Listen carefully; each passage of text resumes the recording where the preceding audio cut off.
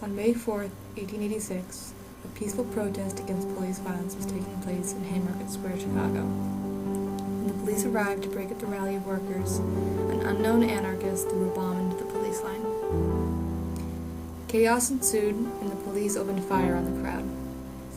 By the time the dust settled, 7 police officers and at least 4 civilians were dead, and many more injured. Although it was unclear who threw the bomb, 8 men were convicted of the crime. Do they deserve a memorial? No. These 8 convicted men, unknown of ever being truthful, are undeserving of a memorial to remember and honor their names and actions taken 100 years ago. They should not be celebrated for slaughtering innocent citizens at the Haymarket Square Riot. They are unworthy of a memorial in their honor. It would be an insult to the memory of their victims.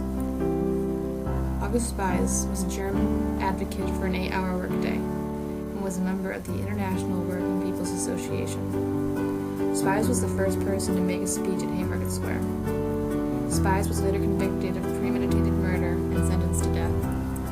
Adolf Fischer supervised the printing of the announcement about the Haymarket rally and inserted the line, "Working men arm yourselves and appear in full force," before Spies convinced him to get rid of it. He attended the rally but left before the turmoil broke out. His final words before he was hung were, "Hurrah for anarchy, this is the happiest moment of my life." Oscar Navy, unlike the other convicted men, was sentenced to 15 years in prison. Navy was not present during the riot and was arrested for his association with 2 other convicted men. In the end, he only served 7 years of his 15-year sentence and was then pardoned by Governor Alkin. There was evidence that Louis Lang was involved in making the bomb that was thrown at the riot. The police had found a total of 6 bombs in his apartment. Lang was also absent from the affair. When the police found him 10 days later, he resisted arrest. He committed suicide before being executed by setting off a bomb in his mouth. He died 6 hours later of his injuries. George Engel was a member of the International People's Working Association and advocated true anarchism. He was convicted and hung for his role in the Haymarket bombing, even though he claimed he was at home. Michael Schwab briefly attended the Haymarket rally and left to speak at another protest. He was sentenced to life in prison and served 7 years behind bars before he was pardoned by Governor Alkin in 1893 alongside Navy. An Englishman named Samuel Fielden was the final speaker at the Haymarket rally and briefly protested against the police as they advanced. He stepped down from the stage just as the bomb was thrown. He was condemned to death, but the sentence was reduced to life in prison. He was eventually absolved by Governor Alkin and released. Albert Parsons was a former Confederate soldier.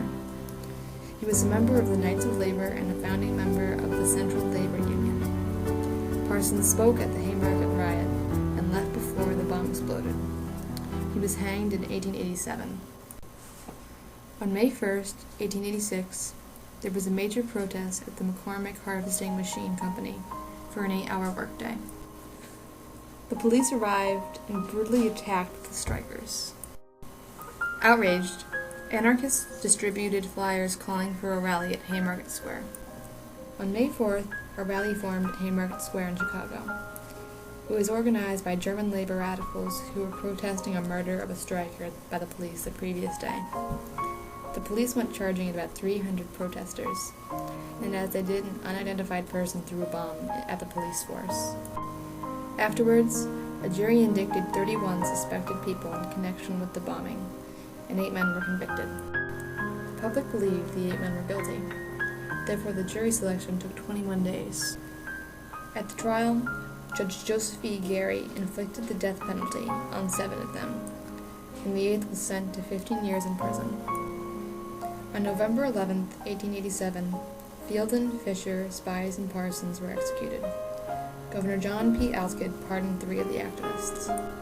Memorials are meant to remember and honor brave men and women who have proven their worth. Do these 8 men deserve to be remembered?